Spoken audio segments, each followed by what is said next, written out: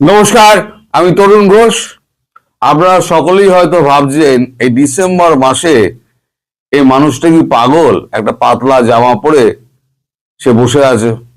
আসলে শীত আমাদের টাটা বাই বাই করে চলে গেছে। আমাদের কলকাতায় কোনো শীত নেই বললে বিশ্বাস করবেন না। রাত্রিবেলা দুয়ে ফ্যান চালিয়ে আমরা শুই। অনেকে হয়তো বিশ্বাস করতে চাইবেন না। তার উপরে এই লাইট জ্বলছে, তার একটা গরম আছে। তো যাই হোক, খবরে আসি।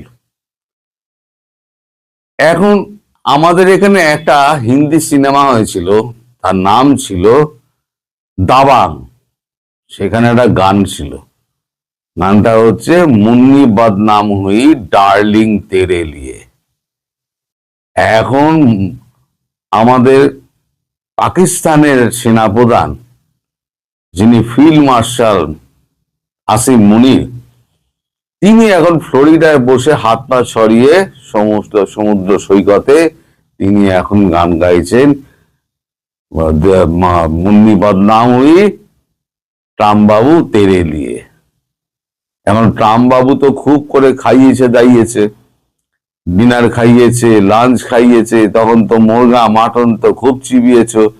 তখন চেবারে চেবারে তখন আবার বলেছে যে হ্যাঁ, আমরা ইসরায়েলে আমরা সৈন্য পাঠিয়ে দেবো। এখন তো ইসরায়েলের সৈন্য তো এখনো পাঠানো হয়নি, তাই ট্রাম্প বাবু তাদেরকে ডেকে পাঠিয়েছেন। এখন নিজে একা যেতে আর সাহস করছেন না, সঙ্গে নিয়েছেন শাহবাজ শরীফকে। এখন দুজনকেই 4 দিন ধরে ফ্লোরিডায় বসিয়ে রেখে দিয়েছেন প্রেসিডেন্ট ট্রাম্প। তিনি যবে সময় পাবেন তবে এই দুই মক্কেলকে ডেকে পাঠাবেন। এই দুই মক্কেল তাই সমুদ্রের ধারে এখন মুনির বসে বসে গান গাইছে, মুন্নি বদনাম হুই ট্রাম্প বাবু তেরে লিয়ে। এখন ব্যাপারটা কি হয়েছে? ব্যাপারটা হয়েছে যে পাকিস্তানের ভেতরের অবস্থা খুব খারাপ, আপনারা সবাই জানেন। 14টা গোষ্ঠীর মধ্যে লেগে গেছে, পাকিস্তান প্রায় ভাগ হওয়ার মতো অবস্থায়। এই অবস্থায় যদি 2 ব্যাটালিয়ন মানে 20,000 সৈন্য যদি এখন পাঠানো হয়, তাহলে তো পাকিস্তান ফাঁকা হয়ে যাবে মোটামুটি। এখন এই যে সৈন্য কাদের পাঠাবে, তাদের পাঠাবে ঠিক করেছে পাঠান পাঠান ব্রিগেড। ওখানে একটা পাঠান ব্রিগেড রয়েছে পাকিস্তানে, সেই পাঠান ব্রিগেড, সেই পাঠান ব্রিগেডে বেশিরভাগ রয়েছে হচ্ছে পশতুন। এই পশতুন যত আছে সব হচ্ছে গিয়ে আফগানিস্তানের ওই লোকজন। তারা বর্ডার পেরিয়ে বালুচিস্তান হয়ে, বালুচিস্তানেরও কিছু পশতুন রয়েছে, আর পাঠান রয়েছে, আর কিছু পশতুন রয়েছে। তারা সকলে এসে প্রথম দিকে সৈন্যবাহিনীতে ভর্তি হয়েছিল। এখন যেহেতু এখন আফগানিস্তান এবং বালুচিস্তান এখন বিদ্রোহের মধ্যে রয়েছে, তাই এই পাঠান ব্রিগেডকে এখন আর সমর্থন করে না। তাই কি করা যাবে? এই পাঠান ব্রিগেডকে দিয়ে তো আমরা তো শুধু তো কি বলে ট্রাফিক কন্ট্রোল করাই, পুলিশের কাজ করাই। তাহলে এক কাজ করো, এই দুটো ব্রিগেডকে পাঠিয়ে দাও এতে ইসরায়েলে। যদিও ইসরায়েলের প্রবেশের কোনো অনুমতি কিন্তু পাকিস্তানের পাসপোর্টের নেই। নো এন্ট্রি ফর ইসরায়েল একদম লেখা রয়েছে, প্রথম পাড়াতেই লেখা রয়েছে। তাহলে ইসরায়েলে এখন কিভাবে পাঠাবে, সেটাও ট্রাম্প বাবু একটা উল্টো ব্যবস্থা করে দিয়েছেন। তোমার চিন্তা নেই, আমি সেই ব্যবস্থা করে দিয়েছি। নেতানিয়াহু বলেছে যে, নেতানিয়াহুকে দিয়ে বলিয়ে দিয়েছে পাকিস্তানি সোলজার আর ওয়েলকাম। বাস, মুনির গেছে ফেঁসে। এইবারে এই খবর পাওয়ার পর পাঠান ব্রিগেডের সমস্ত সেনা এখন ক্ষেপে লাল। তারা চড়াও হয়েছে পাঞ্জাবি ব্যাটালিয়নের ওপরে। নিজেদের মধ্যে ব্যাপক ঝটাঝটি শুরু হয়েছে। ঝটাঝটি এমন পর্যায়ে যে কে মানে গুলি চালানোর, একে অপরের দিকে গুলি চালানোর পর্যায়ে চলে এসেছিল। তারপর কেউ ওটা মধ্যস্থতা করে দুজনকে মানে ব্যাটালিয়নকে ঠেকায়।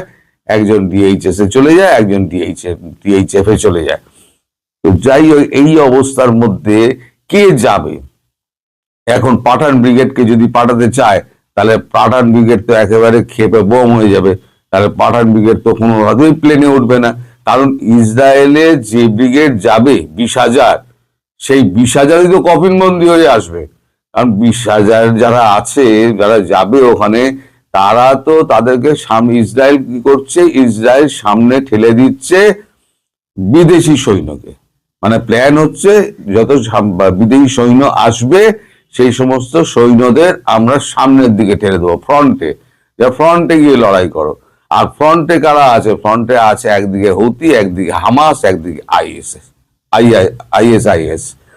তার তিনটে মানে জঙ্গি গোষ্ঠী যদি একসঙ্গে আক্রমণ করে, মিসাইল ফিসাইল চালিয়ে যদি আক্রমণ করে, তাহলে কি 2 ব্যাটালিয়ান থাকবে?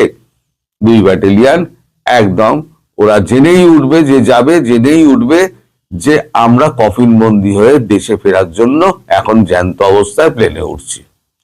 এইটা এখন সেনাবাহিনীর মধ্যে পুরো ছড়িয়ে গিয়েছে। এখন সেনাবাহিনী বেঁকে বসেছে যে আমরা যাব না। এবার মুনিরও কথা দিয়ে দিয়েছে, মুরগা মাটন চেবাতে চেবাতে মুনিরও কথা দিয়ে দিয়েছে, এখন ট্রাম্প বাবুও ছাড়বেন না। ট্রাম্প বাবু বলেছে হারামজাদে ইধারা, হারামজাদে একা যেতে সাহস পায়নি, সঙ্গে বগল দাবা করেছে আমাদের শাহবাজ শরীফকে। তিনি হাত কজলাতে কি করবেন তো ভগবান জান, পায়ে পড়ে যাবেন, বুট ছাড়বেন, এখন তো বোঝা যাচ্ছে না। এখন ট্রাম্প বাবু এখন নানান মিটিং নিয়ে ব্যস্ত এবং ইচ্ছা করে এদেরকে বসিয়ে রেখে দিয়েছে যে তোমরা এখন বসে থাকো, যখন সময় হবে তখন তোমাদেরকে ডাকবো। এদিকে সৈন্য যদি কমে যায়, 2 ব্যাটালিয়ান যদি সৈন্য কমে যায়, তাহলে এই যে ট্রাফিক পুলিশের ব্যবস্থাটা না আস্তে আস্তে তুলে দিয়েছিল পাকিস্তান। মানে সমস্তটা ওই পাঠান সেনা ব্রিগেডদের দিয়ে ওই ট্রাফিকের ব্যবস্থাগুলো সামলাতো। এখন যদি পাঠান ব্রিগেড বা অন্য কোনো জায়গা থেকে অন্য কোনো সৈন্য যদি পাঠাতে তো হবে, যেখান থেকেও পাঠাতে হবে। তুমি মাল খেয়ে নিয়েছো, শুধু তো মাল খায়নি, তার ছেলে, বউ, নিজের এবং মেয়ে জামাই সবার ওখানে আমেরিকায় কিন্তু গ্রিন কার্ড নিয়ে নিয়েছে এই এই টোপটা দিয়ে, এবং বলেছে রেয়ার আর্থ মিনারেল আপনি যত পারবেন এখান থেকে তুলে নিয়ে যান, আমি একেবারে আপনাকে হাত ভরে ট্রাক একেবারে মিনারেল, রেয়ার আর্থ মিনারেল দিয়ে দেবো। আর ট্রাম্প রেয়ার আর্থ মিনারেলের জন্য সবকিছু করতে পারেন। ফলে ট্রাম্প এখন গেছেন বেঁকে। ট্রাম্প বলেছেন না পাঠাচ্ছ তুমি সৈন্য, না দিচ্ছ তুমি আমাকে এন্ট্রি এতে বালুচিস্তানে, তুমি সে মানে কন্ট্রোল করতে পারছো না, তাহলে আমি গিয়ে রেয়ার আর্থটা তুলবো কি করে? সব মিলিয়ে মিশে ঘেঁটে হয়ে গেছে। এখন তাই সমুদ্রের পাড়ে বসে এখন এখন গান গাইছেন আসিম মুনির, যে মুন্নি বদনাম হুই রাম বাবু তেরে লিয়ে। এখন দেখতে থাকুন, নাটক অনেক জমবে। সবাই ভালো থাকবে।